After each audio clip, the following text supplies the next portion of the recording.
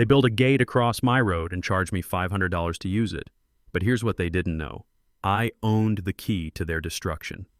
Picture this. I'm standing there at dawn, coffee steaming in the October chill, watching an electronic gate block my family's livelihood. The same road I'd just blown $15,000 paving, money meant for my daughter's college fund. That metallic clank of the gate mechanism, the sound of pure theft. HOA President Vivian Blackthorne rolls down her pristine BMW window, diamond rings catching the morning light as she waves an invoice like a royal decree.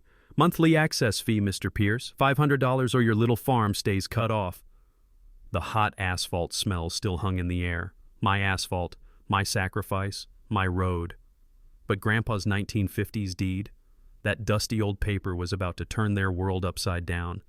What would you do if someone tried to bankrupt your family business? Tell me your location and your worst HOA story below. Let me take you back to where this nightmare began.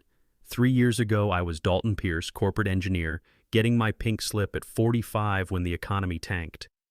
20 years of climbing ladders, and suddenly I'm staring at unemployment with a mortgage, a teenage daughter headed for college, and a wife fighting lupus who needed steady insurance. That's when Grandpa's voice called from beyond the grave. 40 acres of Missouri bottomland sitting empty since he passed, but his will had one condition. Keep it in the family, keep it farming, or lose it all. Rosalind took one look at those rolling fields and said, maybe it's time we bet on ourselves instead of some corporate overlord. The sweet smell of possibility mixed with the earthy scent of rich soil as we walked that land together. So we dove in. Organic vegetables, heirloom tomatoes that burst with flavor you can't buy in any store, CSA boxes connecting us to 200 families who cared where their food came from. Our daughter Ember started filming TikToks of farm life that somehow got 50,000 followers. The crunch of fresh carrots pulled straight from the ground became our new soundtrack. But here's the thing about following your dreams. Reality has a way of throwing potholes in your path. Literally. The county road to our farm was basically a goat trail with delusions of grandeur.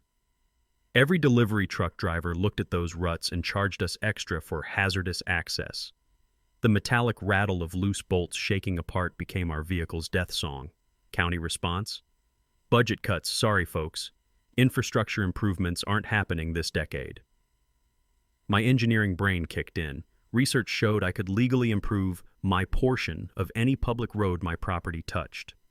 1.2 miles from highway to farm gate, standard specs, local contractors desperate for work.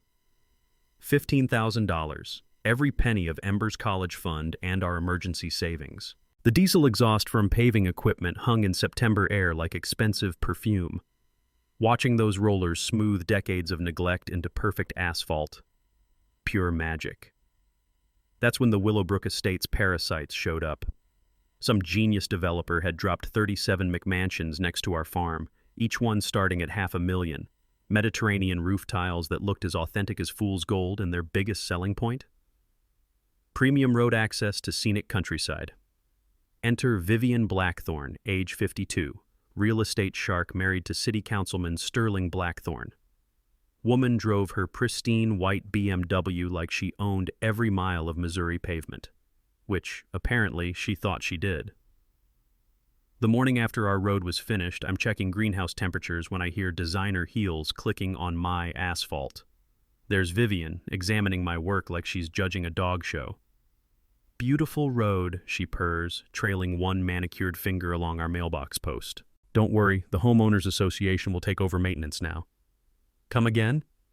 This road obviously serves our community. We'll handle professional upkeep, ensure it meets proper residential standards. Consider it our gift to you. The taste of morning coffee curdled in my mouth. Lady, I paid 15 grand for this road. Her smile could have frozen our irrigation system. Mr. Pierce, I have 200 homeowner signatures requesting HOA management of this community thoroughfare. She thrust a manila folder at me thick enough to choke a horse. That evening, Rosalind spread the petition across our kitchen table, papers rustling like a rattlesnake's warning. Page after page of names I'd never heard, addresses from the subdivision, all demanding control of my road. Look at this, Rosalind whispered, pointing to signature patterns. Same ink, similar handwriting, suspicious timing. But here's the kicker. Buried in page 15 was the real threat. Failure to comply with community standards may result in access restrictions for non-conforming agricultural operations. They weren't just stealing my road, they were planning to choke us out. Ember looked up from her homework, 16 years old and sharper than her parents gave her credit for. Dad, are they seriously trying to steal our road? Yeah, sweetheart, they are. Well, she said, pulling out her phone, sounds like content gold to me. This is going to make one hell of a story. Little did we know how right she was. 2 weeks later, I'm heading out for morning chores when I spot them. Orange survey stakes sprouting from my road like poisonous mushrooms. Every 50 feet, bright plastic flags marking territory that belonged to me. I knelt down, running my fingers over the fresh holes drilled into my $15,000 asphalt. The gritty feel of concrete dust mixed with pure rage as I counted 17 stakes total, each one a middle finger pointed directly at my family's future. My phone buzzed. Text from unknown number. Survey complete. Mandatory community meeting tonight, 7 p.m. regarding road easement violations. Attendance required. Willowbrook HOA management. Mandatory? Required? Who the hell did they think they were? That evening, Rosalind and I walked into their subdivision clubhouse, all fake marble and motivational quotes about community excellence. The air reeked of vanilla candles and weaponized privilege. Vivian stood at the front like a prosecutor, pointing to blown-up maps that made our 40-acre farm look like a wart on their perfect community. As you can see, she announced to packed rows of residents, unauthorized agricultural access has compromised our planned green space. Her laser pointer danced across property lines like a red death sentence. Professional survey confirms heavy farming equipment has damaged road infrastructure beyond residential standards. Heavy farming equipment? We drove a pickup truck and got the occasional UPS delivery. Furthermore, Vivian continued, clicking to a second map, county planning records show this agricultural access conflicts with approved community amenities. Tennis courts and a playground appeared exactly where my driveway met the county road. My chest tightened. They weren't just stealing my road, they were erasing my property from their vision entirely. Sterling Blackthorn rose from the back like a political vulture. The City Council supports responsible development that protects community investment while respecting agricultural traditions. Traditions. Like farming was some quaint hobby instead of our livelihood. I stood up, blood pounding in my ears. I paid $15,000 for that road. Every inch of asphalt came from my family's savings. Of course, Mr. Pierce, Vivian's voice dripped fake sympathy, and the community appreciates your contribution, but ongoing professional management ensures safety standards that protect everyone's property values. The bitter taste of their hospitality coffee matched my mood as reality hit. This wasn't negotiation. This was theft with PowerPoint presentations. Back home, Ember was live streaming her homework session when I stormed through the door. Dad, you look like someone stole your truck. Worse, they're trying to steal our road. Our road that you paid for? Yep. She looked up from her calculus, 16 years old but sharp as her mother's garden shears. That sounds illegal as hell. Want me to film you fighting back? Smart kid. Actually, yeah, this might get interesting. That weekend, I transformed into a legal detective. The county courthouse smelled like old paper and broken promises, but somewhere in those filing cabinets was ammunition. I remembered Grandpa always saying, read the fine print twice, then read it again.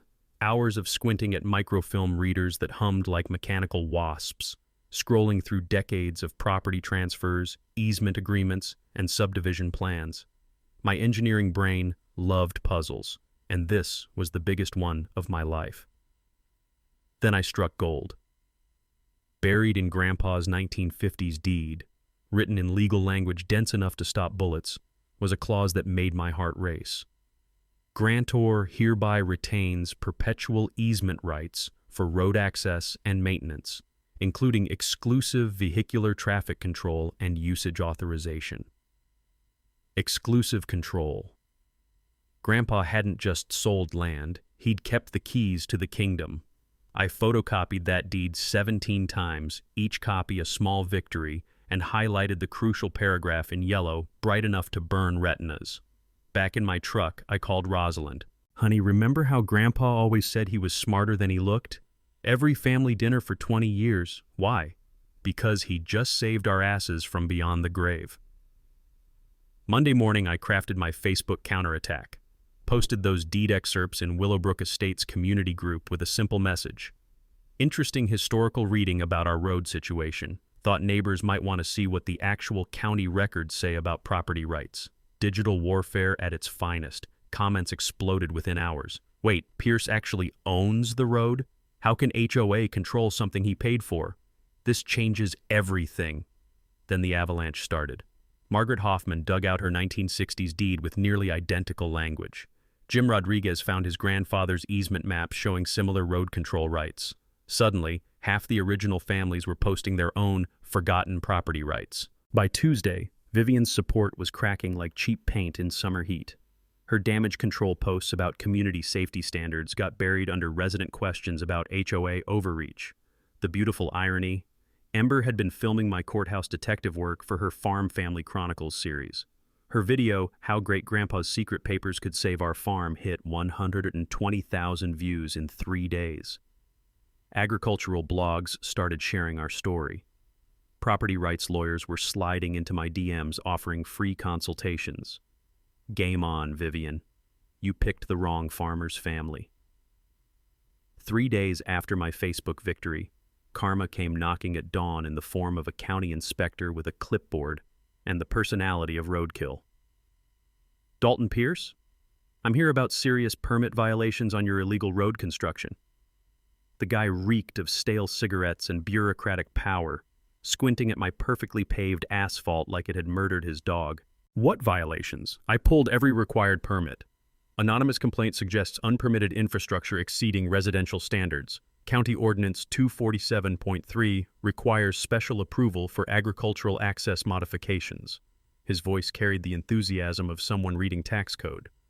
Potential fine, $50,000. My coffee mug nearly slipped from suddenly sweaty palms. 50 grand would destroy us. No college for Ember, no medical coverage for Rosalind's lupus treatments, no farm. For 2 hours, this bureaucratic vulture crawled over my road like he was investigating a crime scene. The metallic ping of his measuring tape against fresh asphalt became the soundtrack to my mounting dread. Every measurement, every photograph, every notation in his little book felt like nails in our coffin. Mr. Pierce, I'm documenting serious compliance issues, such as road width exceeds residential specifications by 18 inches. Asphalt grade designed for commercial traffic loads. Drainage system installation lacks environmental impact assessment. I stared at him. You're saying I built it too well?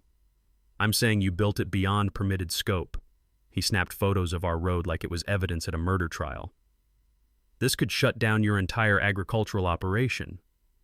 Inside our kitchen, Rosalind was making stress cookies, the smell of vanilla and cinnamon mixing with the bitter taste of fear in my mouth. Through the window, I watched Ember getting ready for school, backpack slung over her shoulder, completely unaware that her college future was being measured by some clipboard-wielding bureaucrat. That afternoon, my phone rang. Inspector Williams, but his voice sounded different, nervous, guilty. Mr. Pierce, listen, this is off the record, but I gotta tell you something.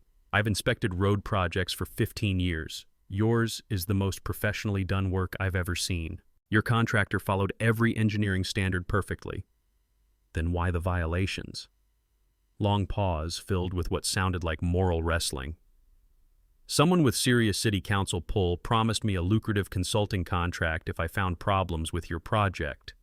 Didn't feel right, but I got 3 kids and a mortgage. The pieces clicked together like bullets loading into a chamber. Sterling Blackthorne wasn't just supporting his wife's power grab. He was weaponizing city government against my family. Inspector, what if I told you that someone's using you to commit fraud? I'd say I already figured that out. The county attorney reviewing my report? He's Sterling Blackthorne's former law partner. They play golf every Thursday at the country club. Corruption layered on corruption. Gift wrapped in official documents. That evening, I spread my permit files across our kitchen table like battle plans. My engineering background made bureaucratic language readable, and what I discovered was beautiful. Every single permit had been properly filed, approved, and executed according to county standards. I called Jim Santos, our contractor, first thing next morning. Dalton, That road's still smooth as a baby's bottom, right? Perfect, but county's claiming permit violations. That's horse shit. I pulled every permit myself, drainage, environmental, traffic impact, the whole 9 yards. Papers rustled over the phone. Here we go. County approved everything June 15th, authorized work to begin June 20th. Professional job by the book. Jim, can you document that? Already scanning the files, but here's the interesting part. Normally takes 6 to 8 weeks to get road permits approved. Yours sailed through in 3 days. Why so fast?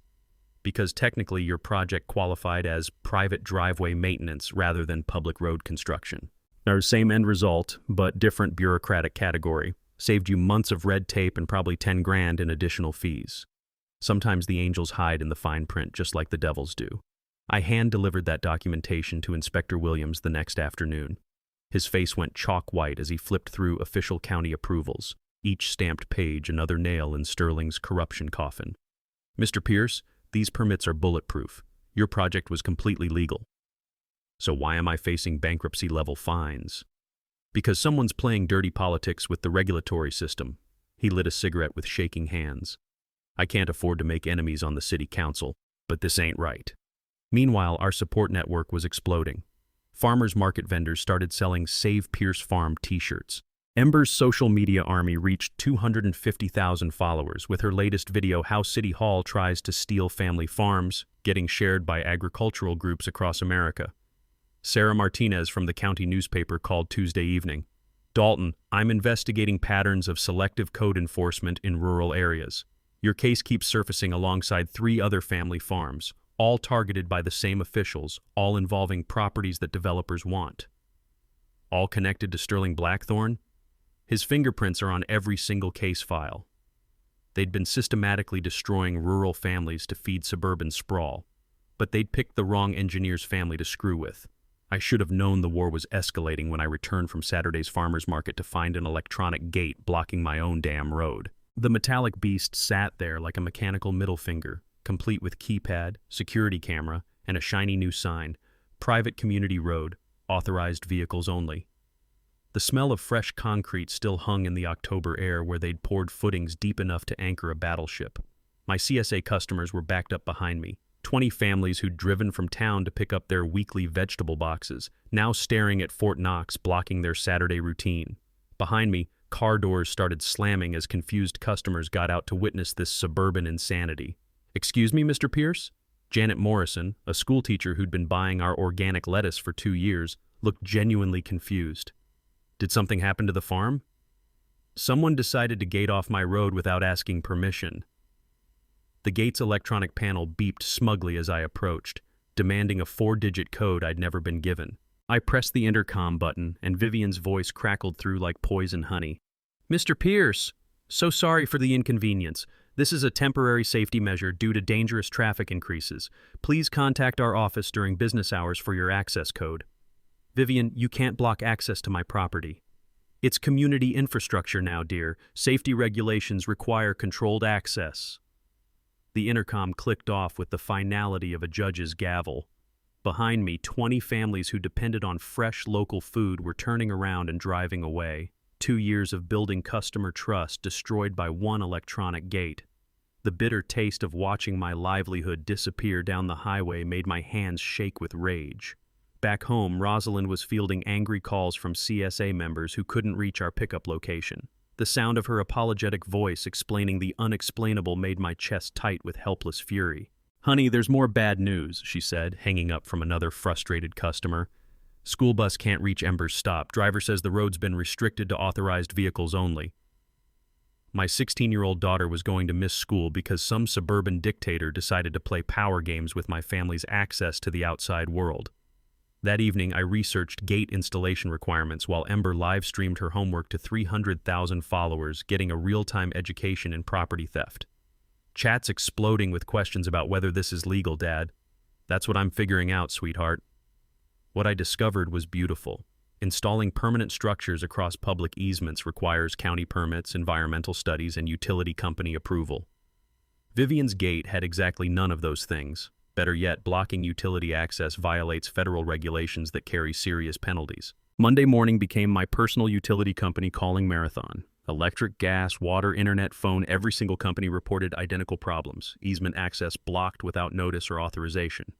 Mr. Pierce, the electric supervisor, sounded genuinely concerned. We need 24/7 emergency access to those power lines. That gate violates our county service agreement.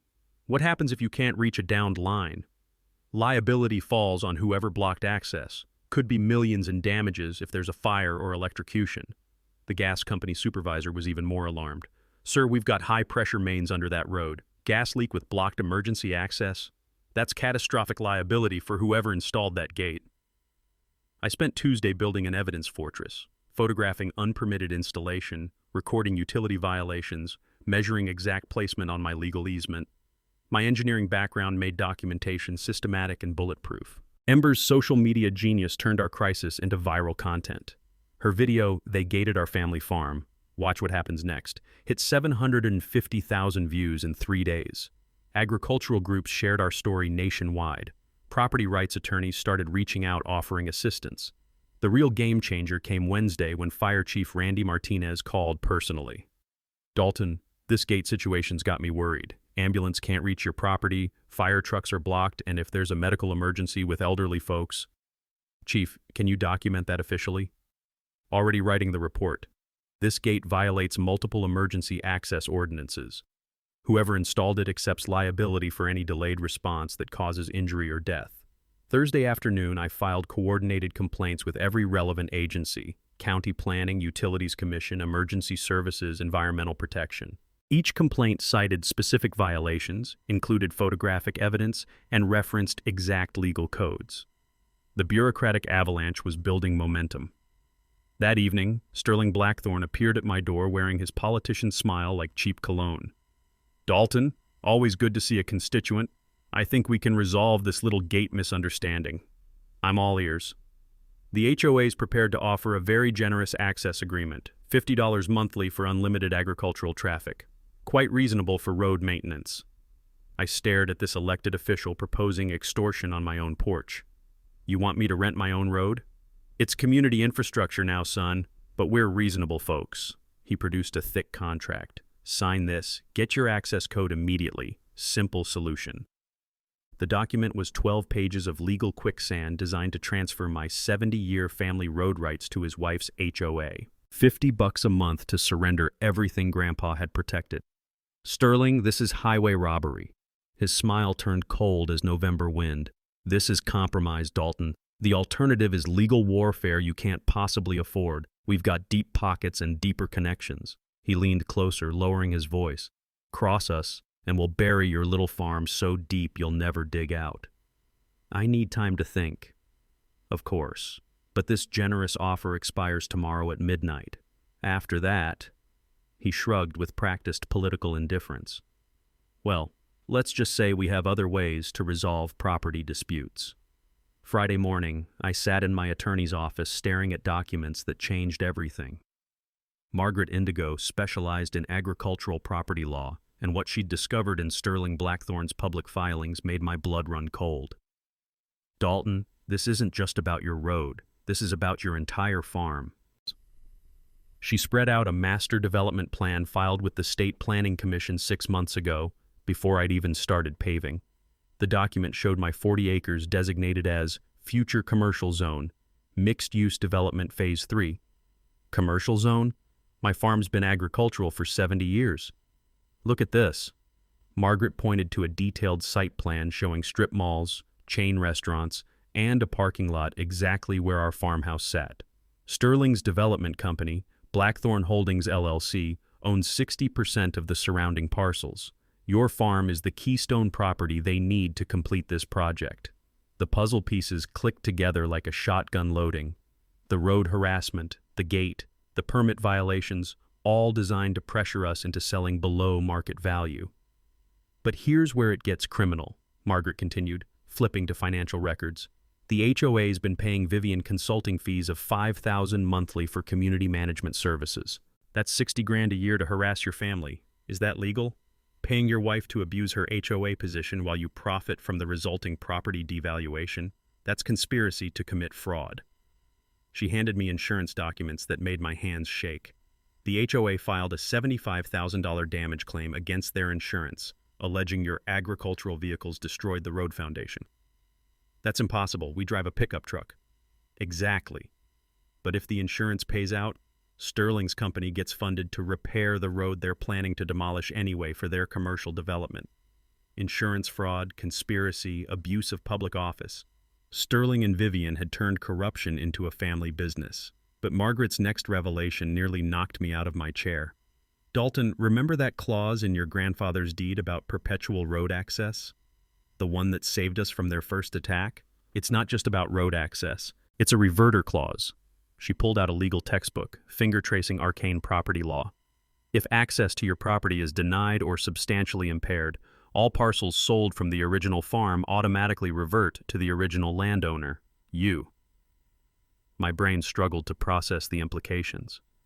You mean every house in Willowbrook Estates, every lot Sterling's company owns, every property that relies on access through your easement, all of it becomes yours if they block your road access. How much property are we talking about? Margaret consulted the survey maps. Approximately 400 acres, including 37 homes valued between $500,000 and $800,000 each. Conservative estimate, $23 million in real estate. Grandpa made their entire development legally vulnerable by blocking my road? Your grandfather was a farmer, but he was also a chess player. This reverter clause is a legal nuclear weapon that's been sitting dormant for 70 years, waiting for someone stupid enough to deny you access. The irony was beautiful. Sterling and Vivian's gate hadn't just blocked my road, it had triggered a clause that could hand me their entire subdivision. But there's more, Margaret said, producing a thick folder. I've been investigating similar cases in 3 neighboring counties. Same pattern.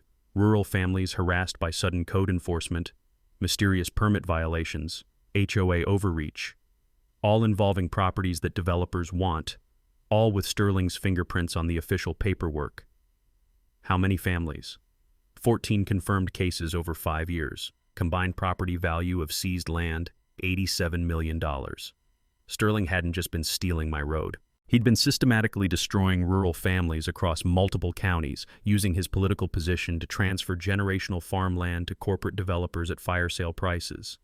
Margaret, can we prove all this? We don't have to prove it. Sterling's gate installation just proved it for us. She smiled like a wolf spotting wounded prey.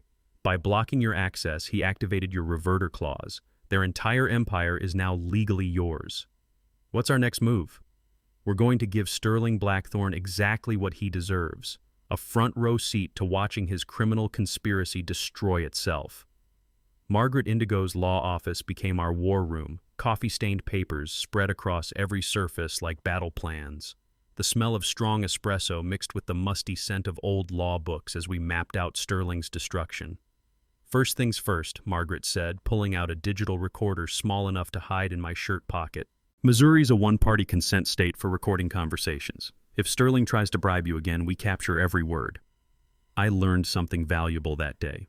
You can legally record any conversation you're part of, but check your state's laws first because some require all parties to consent.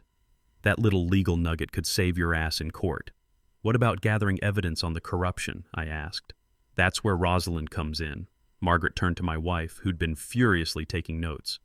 You're going to become a Freedom of Information Act expert. FOIA requests can expose systematic corruption if you know exactly what to ask for. Rosalind's eyes lit up with the intensity of someone who'd found her calling. What kind of records? Sterling's development company contracts with the county, inspector assignments by case type, HOA complaint patterns, permit approval timelines, anything that shows preferential treatment or coordinated harassment. Sagas. While Rosalind transformed into a legal detective, Ember was revolutionizing our media strategy. Her latest video, How City Hall Corruption Targets Family Farms, had reached 800,000 views and caught the attention of investigative journalists from 3 states. Dad, check this out, Ember said, laptop balanced on her knees. I'm live streaming our planning sessions, with faces blurred for privacy, and people are documenting similar harassment in real time. #SaveFamilyFarms is trending in agricultural communities. Smart Kid had turned social media into an evidence preservation system. Real-time documentation creates tamper-proof digital trails that hold up in court. Our alliance buildings started paying dividends immediately. The Farm Bureau pledged legal and financial support. Sarah Martinez from the county newspaper committed to a 5-part investigative series about rural harassment. 3 other targeted families joined our class action lawsuit. But our secret weapon was Fire Chief Randy Martinez, who'd been documenting emergency access violations since the gate went up. "Dalton, this situation's worse than I thought," Randy said during our Tuesday meeting. "That gate's blocking access to elderly residents, medical equipment deliveries, and emergency services. I'm filing formal complaints with state emergency management." "How serious are the violations?" "Serious enough that the state fire marshal's opening an investigation. Blocking emergency access can void insurance coverage for the entire subdivision." Margaret's legal strategy was beautiful in its simplicity. Let Sterling's own actions destroy him while we documented everything. The reverter clause gave us nuclear option leverage, but criminal charges would ensure justice. "Here's our timeline," Margaret explained, pointing to a wall calendar marked with red X's. "Sterling's development plan requires county approval by December 15th to maintain state funding. His company's leveraged everything on this project succeeding. What happens if it fails? Bankruptcy, personal liability for Vivian's HOA fraud, criminal charges for conspiracy and bribery. Their entire empire collapses." We spent Wednesday organizing evidence into criminal complaint categories: bribery, inspector recordings; fraud, false insurance claims; conspiracy, coordinated harassment; and abuse of office, Sterling's conflicts of interest. Thursday brought our first major victory. Rosalind's FOIA requests uncovered Sterling's company paying Inspector Williams 3 times his normal rate for agricultural compliance consulting. Same inspector who'd tried to fine me $50,000 for building a road too well. "Honey, look at this," Rosalind said, spreading financial records across our kitchen table. Sterling's LLC paid county inspector fees totaling $47,000 over 2 years, all for properties that mysteriously failed inspections before being sold to developers. That's a smoking gun. It gets better. The inspector's reports all used identical language, copy and paste violations that don't match actual property conditions. Friday evening, we held our final planning session. Margaret had coordinated with state agriculture fraud investigators who'd been tracking Sterling's pattern across multiple counties. The FBI's public corruption unit was quietly reviewing our evidence. "Dalton, everything's in place," Margaret said. "Sterling's gate triggered your reverter clause, his briberies documented, and his insurance frauds provable. We just need the right moment for maximum impact." "When's that?" "Next Tuesday's county supervisor meeting. Sterling's presenting his master development plan for final approval. Local media will be there, state investigators are attending, and it's being live-streamed to agricultural communities nationwide." What's my role?" "You're going to stand up in that meeting and drop a legal bomb that destroys his entire criminal enterprise in front of 200 witnesses and live television coverage." I looked around our kitchen at my family, Rosalind organizing evidence with military precision, Ember editing video content that had reached over 1 million people, legal documents stacked like ammunition for the final battle. Sterling Blackthorne had picked the wrong farmer's family to destroy. He'd spent 5 years systematically stealing rural heritage from hardworking families. Next Tuesday, we were going to return the favor by taking everything he'd built through corruption and handing it back to the community he'd been robbing. Justice was about to be served at exactly the temperature Sterling deserved: ice cold. Monday morning, I woke up to the acrid smell of burning diesel fuel. My heart sank before I even looked out the window. Someone had poured sugar into the gas tanks of both our farm trucks overnight. The sweet, cloying scent mixed with engine oil created a nauseating cocktail that meant thousands in repair bills we couldn't afford. Rosalind stood beside our disabled vehicles, phone in hand, documenting the sabotage for our insurance claim. "They hit the tractor too," she said, voice tight with controlled fury. "Sugar in the hydraulic fluid, sand in the oil reservoir, professional job. Someone knew exactly how to cause maximum damage." I knelt beside our pickup truck, running my fingers through the gritty residue coating the engine block. The metallic taste of rage filled my mouth as I realized this wasn't random vandalism. This was calculated destruction timed perfectly to cripple our harvest season. "Dad, you need to see this." Ember approached with her phone, live streaming to her now 900,000 followers. Security cameras caught a white BMW driving past our place at 2 a.m., same car that's been parked outside our property 3 times this week. Vivian Blackthorne escalating from legal harassment to actual sabotage. By noon, anonymous complaints started flooding into our organic certification agency. Someone claimed we were using illegal pesticides, storing chemicals improperly, and violating worker safety standards. Each complaint required expensive inspections and mountains of paperwork that could suspend our organic status during peak selling season. "Mr. Pierce," said the certification inspector who arrived unannounced Wednesday afternoon, "we've received 7 separate complaints about your operation. I'm required to conduct a full compliance audit." For 4 hours, this bureaucrat crawled through our greenhouse like he was investigating a crime scene. The papery rustle of soil test results and the scratch of his pen documenting every plant, every tool, every storage container became the soundtrack to my mounting paranoia. "Sir, I have to tell you, these complaints are obviously fabricated," he whispered when Vivian's BMW drove slowly past our farm gate for the 3rd time. "Your operation's cleaner than most commercial facilities. Someone's trying to destroy your certification. Can you document that in your report?" "Already doing it. But Mr. Pierce, watch your back. Someone with serious resources is trying to ruin you." That evening brought the digital attacks. Fake Google reviews appeared overnight, claiming our vegetables caused food poisoning, our farm practices violated health codes, and our family was running some kind of agricultural scam. "Dad, look at this bullshit," Ember said, scrolling through 1-star reviews posted by obvious bot accounts. Same IP address, same writing style, all posted within 30 minutes of each other. The bitter irony was watching our social media following explode as people rallied against the obvious smear campaign. Every fake review generated 10 real testimonials from actual customers defending our family and our farm. Thursday morning, Sterling made his most desperate move yet. "Dalton!" His voice boomed across our yard as he stepped out of his BMW carrying a leather briefcase like he was conducting official business. "I think it's time we had an honest conversation about your future here." I walked out to meet him, the digital recorder in my shirt pocket capturing every word as Margaret had taught me. "Sterling, if you're here to make another extortion offer—" "Extortion!" His politician laugh sounded forced. "Son, I'm here to offer you 20% above assessed value for your property. Cash deal, close in 30 days, all legal fees covered." "Why the sudden generosity?" "Because I like you, Dalton. Always have." His smile could have frozen our irrigation lines. "But development's coming whether you want it or not. County's already approved preliminary zoning changes. Your little farm's going to be surrounded by commercial properties within 2 years. And if I refuse?" Sterling's mask slipped slightly, revealing the predator underneath. "Well, that would be unfortunate. County inspector mentioned some concerning irregularities in your road permits.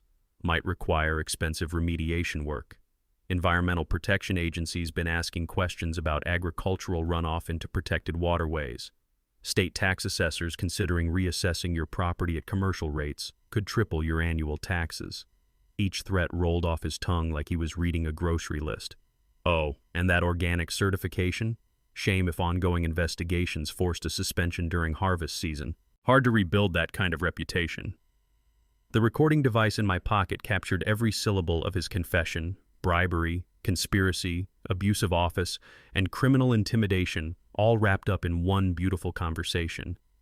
"Sterling, that sounds like you're threatening to destroy my family if I don't sell to you." "Threatening?" His laugh was pure politician poison. "Son, I'm offering to protect you from the inevitable consequences of fighting progress. Smart farmers adapt. Stubborn ones get buried." He leaned closer, breath smelling like expensive whiskey and corruption. "You've got 48 hours to accept my offer. After that, well, let's just say county regulations can be very strictly enforced when necessary." As Sterling drove away, I touched the recorder in my pocket. His entire criminal conspiracy, recorded in his own voice, ready to destroy him at tomorrow's county meeting. Sometimes the best evidence comes from letting criminals hang themselves with their own words. Friday afternoon, Sterling pulled his nuclear option. An emergency county meeting was called for the following Tuesday, not to discuss his development proposal, but to declare our farm an agricultural safety hazard, requiring immediate remediation or closure. The official notice arrived by certified mail, thick with legal language that made my engineering brain hurt. Immediate cessation of agricultural operations pending comprehensive safety compliance review. Translation: they were trying to shut us down completely. "Honey, look at this petition," Rosalind said, spreading papers across our kitchen table like evidence at a crime scene. The rustle of documents mixed with the smell of her stress-baking cookies as she counted signatures. 237 names demanding our farm be closed for community safety. I examined the signatures with a magnifying glass, looking for patterns my analytical mind could identify. Same ink batches, identical handwriting styles, sequential timestamps that suggested mass production rather than organic community concern. "Half these signatures are fake," I muttered, photographing obvious forgeries. "Look, this entire page was signed by the same person trying to disguise their handwriting." But Sterling's masterstroke was the inspector's report. Williams, the same bureaucrat who'd admitted to taking bribes, had filed a damning assessment claiming our farm posed immediate environmental and safety hazards to residential communities. The document read like horror fiction. Dangerous agricultural chemicals stored improperly adjacent to residential areas, heavy machinery operations exceeding noise ordinances, soil contamination risks from organic composting activities threatening groundwater supplies. "This is insane," Ember said, reading over my shoulder while live streaming to her million-plus followers. "We grow vegetables without pesticides, drive a pickup truck, and our compost pile is cleaner than most people's kitchens." Margaret Indigo arrived Monday evening carrying a briefcase full of our counterattack ammunition. Her face wore the expression of someone holding 4 aces in a poker game. "Dalton, they've made a critical error. Sterling's inspector report was filed before the mandatory inspection was actually conducted. The timestamp shows Williams submitted his findings 3 days before he ever set foot on your property. So it's fraudulent. Provably so, but it gets better." She pulled out bank records that made my pulse quicken.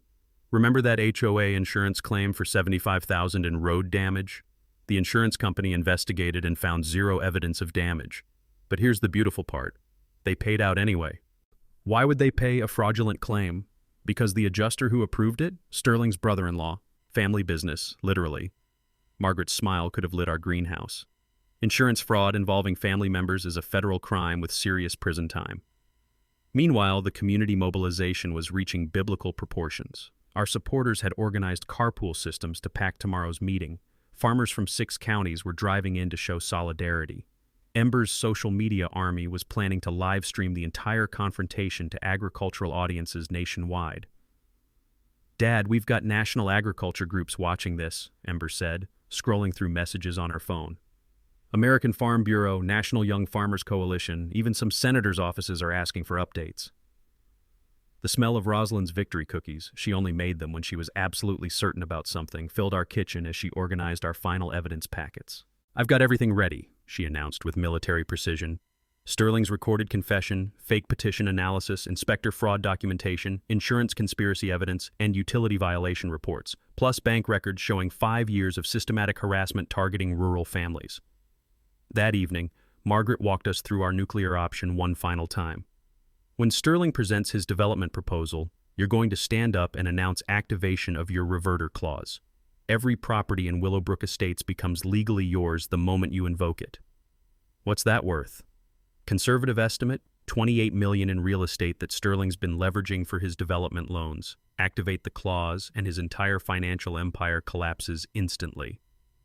"And the criminal charges?" "FBI's Public Corruption Unit will be in the audience tomorrow.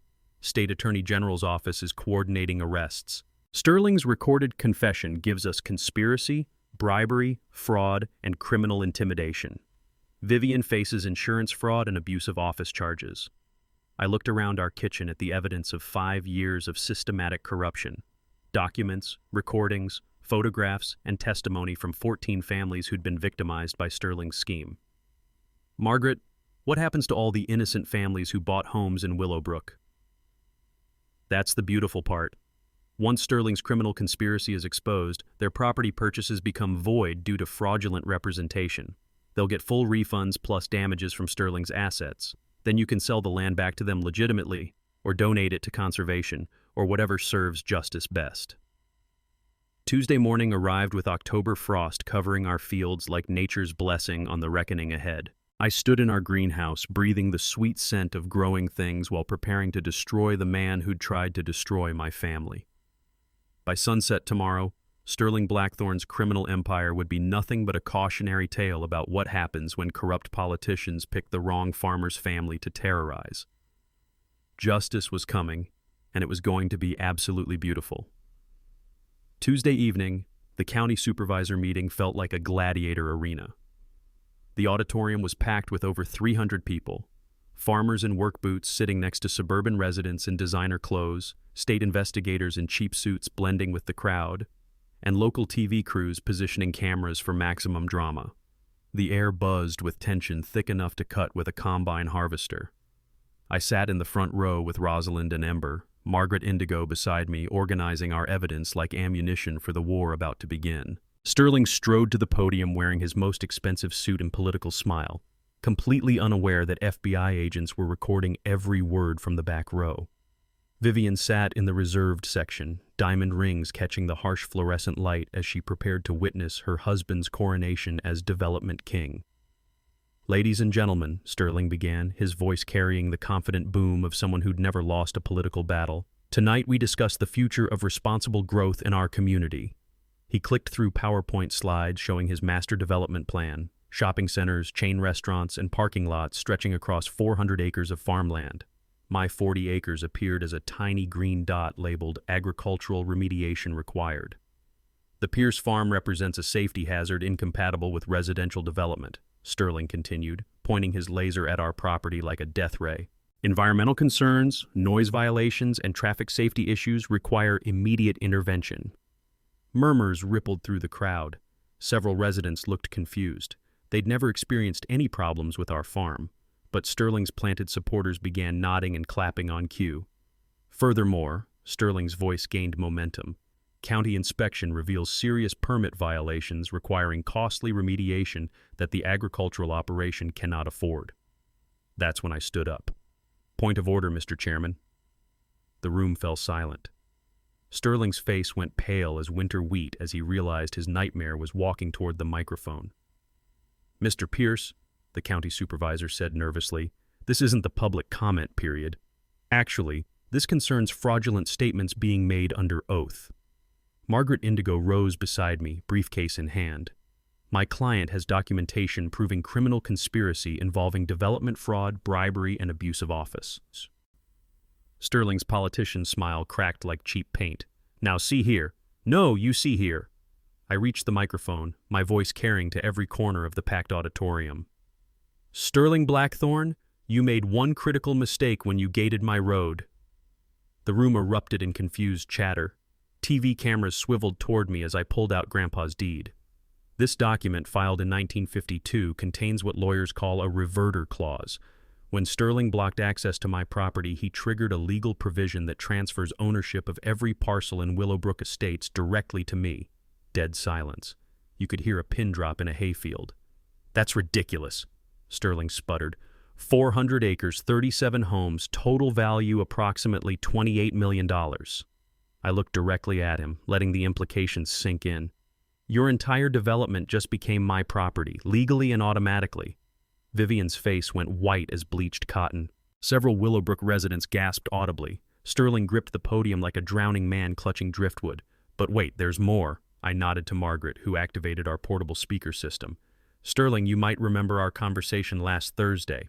Sterling's recorded voice filled the auditorium. "Smart farmers adapt. Stubborn ones get buried. You've got 48 hours to accept my offer. After that, county regulations can be very strictly enforced when necessary." The room exploded.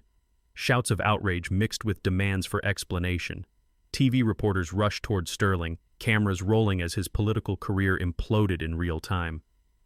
"Ladies and gentlemen," FBI Special Agent Patricia Rodriguez stood up from the back row, badge visible. "Sterling Blackthorne and Vivian Blackthorne are under arrest for conspiracy to commit fraud, bribery of public officials, and violation of federal racketeering statutes." Chaos erupted. Vivian tried to run, but was intercepted by deputies. Sterling stood frozen at the podium as handcuffs clicked around his wrists with metallic finality. "Mr. Blackthorne," Agent Rodriguez announced loud enough for TV cameras, "you have the right to remain silent.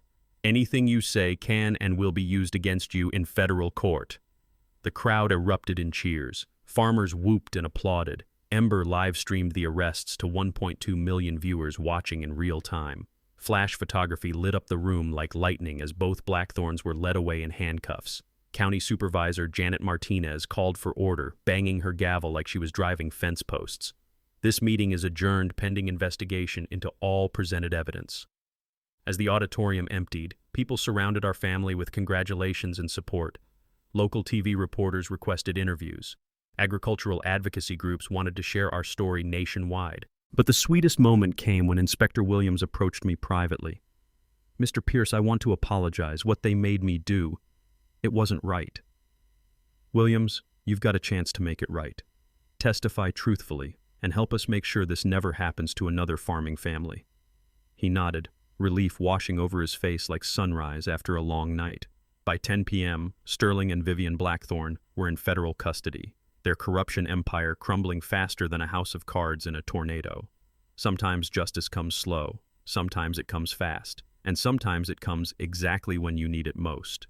Wednesday morning, I woke up to the sweetest sound in the world, metal clanging as demolition crews ripped Sterling's electronic gate into scrap metal. The sheriff had ordered immediate removal, and watching those concrete footings get jackhammered into rubble felt like watching karma operate heavy machinery. The smell of Rosalind's victory pancakes mixed with crisp October air as our family stood on the porch, watching our road return to what it should have always been, free passage to our home. "Dad, Margaret's calling," Ember announced, phone pressed to her ear. "Insurance settlements are ready. $163,000 in damages, covering sabotaged equipment, lost income, legal fees, and compensation for months of hell. Sterling's seized assets were funding restitution for all 14 families his conspiracy had destroyed. The real victory came when Willowbrook residents held their first honest community meeting, this time to apologize and rebuild. "Mr. Pierce," said Janet Morrison, tears in her eyes, "most of us had no idea what monsters we'd elected to represent us." I looked at 40 neighbors who'd been manipulated as cruelly as we'd been harassed. "Folks, you bought homes believing in community. That wasn't wrong, your leaders were." And the solution was beautifully simple. I transferred Willowbrook properties back to residents at cost, keeping enough land for the Pierce Agricultural Heritage Preserve. Permanent protection, ensuring our 40 acres would feed families forever instead of hosting strip malls. Our neighborhood transformation was magical. Former HOA members became farmers market regulars. Suburban kids discovered that vegetables grow in dirt, not grocery stores. The sound of children's laughter replaced the mechanical whir of Sterling's gate. Ember's viral documentation opened incredible doors. 3 universities offered full agricultural journalism scholarships. She chose Missouri State but planned to return home after graduation. "Dad, I want to tell stories about families who fight back and win," she said, editing her final Road Gate victory video that reached 3.1 million views. Real stories about real people beating corrupt systems. Rosalind transformed our settlement money into the Pierce Family Farm Legal Defense Fund, providing free legal help to small farmers facing development pressure.